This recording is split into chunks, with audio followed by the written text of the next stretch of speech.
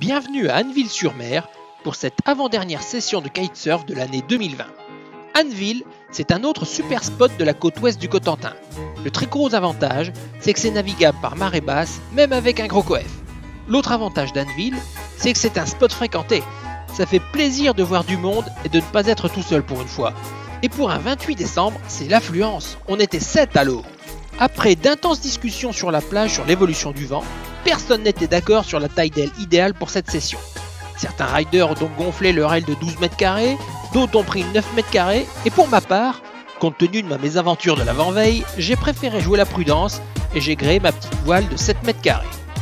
Il faut noter que c'est assez rare d'avoir des écarts de taille d'aile aussi importants au cours d'une même session.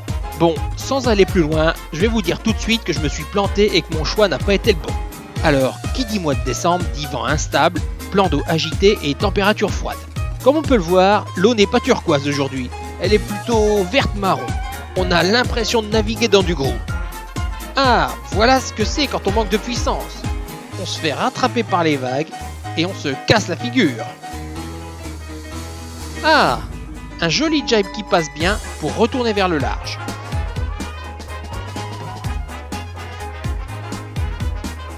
Aujourd'hui, le plan d'eau n'était vraiment pas propre, avec un gros clapot pas très agréable. Du coup, pas vraiment une partie de plaisir pour aller vers le large. On s'en prend plein la tête et les jambes quand on passe les vagues.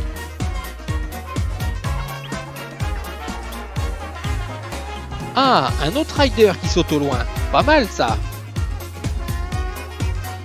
Du coup, je vais tenter aussi. Eh ben, c'est pas mal du tout ça. Ce saut réussi me donne des ailes et j'ai envie de tenter une rotation. On jette un coup d'œil derrière avant de lancer la manœuvre. Et c'est un backroll complètement raté. Oula, il est passé en force au-dessus de la vague celui-là. Bon, je tente un autre saut, mais je commence clairement à manquer de vent avec ma 7 mètres carrés. L'amplitude n'est pas du tout au rendez-vous. Et voilà ce que donne un saut quand on a 5 mètres carrés de plus, comme pour cet autre rider qui avait une aile de 12 mètres carrés. Allez, on va quand même tenter de tirer le maximum du matériel et des conditions. On met l'aile au ras de l'eau, on accumule de la tension et on envoie. Bon ben, c'est pas ça.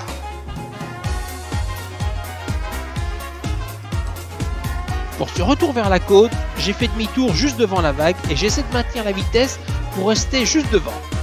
C'est pas si mal que ça.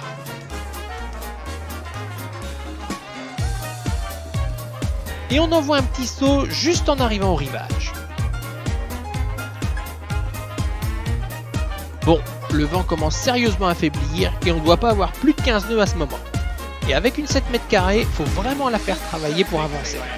Je décide donc de mettre pied à terre et d'attendre quelques minutes sur la plage pour voir comment le vent va évoluer. Et je ne suis pas le seul à être dans cette situation, puisqu'en l'espace de quelques minutes, pratiquement tous les riders étaient rentrés sur la plage. Ah, les discussions d'après-session avec les autres riders. On se raconte ce qui a marché, ce qui n'a pas marché, mais sans jamais se mettre en avant ou trop en rajouter bien entendu. Ah bah moi, aujourd'hui, je suis sûr que j'ai sauté au moins 15 mètres de haut. C'est tout! Moi j'ai fait un saut d'au moins 20 mètres. Et ben moi j'ai surfé une vague, elle faisait au moins 2 fois ma taille. Waouh! Quand tout à coup, le dernier rider à l'eau revient précipitamment au rivage. L'atterrissage est toujours une phase délicate et je me précipite donc pour lui donner un coup de main. Ouais merci mec, je serais bien resté naviguer plus longtemps mais je me suis fait attaquer par un requin blanc. Un bestiau d'au moins 9-10 mètres facile. Du coup, j'ai préféré rentrer. Ah ouais, la vache! Et oui, les discussions entre kiters sont toujours empreintes de modestie et d'anecdotes insignifiantes. Bon, après une vingtaine de minutes à attendre que le vent remonte, le jour commence à baisser et finalement tout le monde remballe le matériel. Du coup, j'en ai fait autant et je remonte la plage et la dune en direction de la voiture. Et avant de partir, un dernier regard sur le spot d'Anneville-sur-Mer. Je reviendrai car c'est vraiment chouette et c'est surtout sympa de naviguer à plusieurs. Prochaine session à Port-Bail pour la toute dernière de l'année 2020.